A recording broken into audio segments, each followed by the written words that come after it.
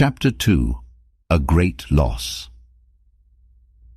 Abraham's prayer was answered, and rich gifts were continually brought to Mecca by the pilgrims who came to visit the Holy House in increasing numbers from all parts of Arabia and beyond.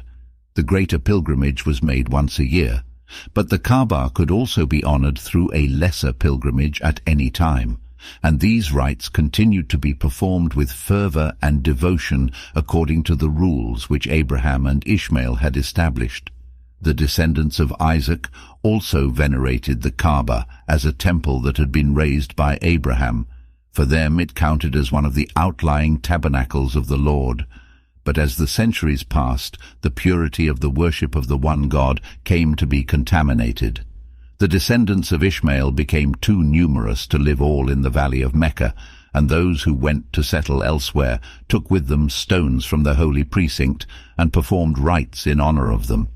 Later, through the influence of neighboring pagan tribes, idols came to be added to the stones, and finally pilgrims began to bring idols to Mecca.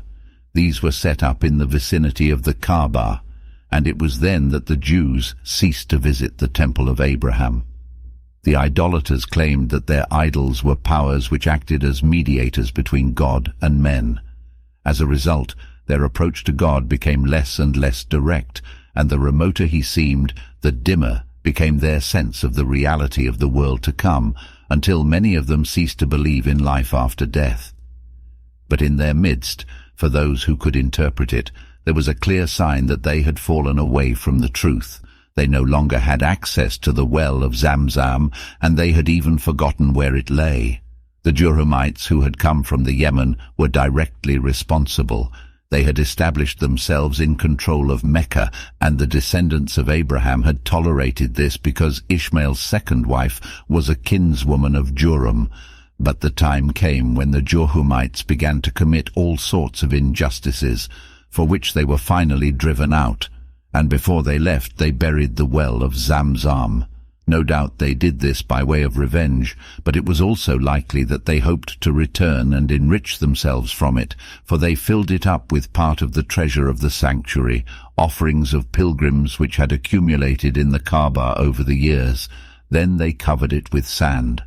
Their place as lords of Mecca was taken by Khuza'ah, an Arab tribe descended from Ishmael, which had migrated to the Yemen and then returned northwards.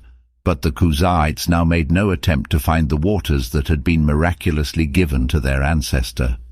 Since his day, other wells had been dug in Mecca.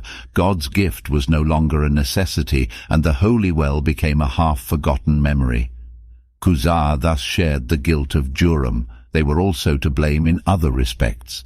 A chieftain of theirs, on his way back from a journey to Syria, had asked the Moabites to give him one of their idols. They gave him Hubal, which he brought back to the sanctuary, setting it up within the Kaaba itself, and it became the chief idol of Mecca.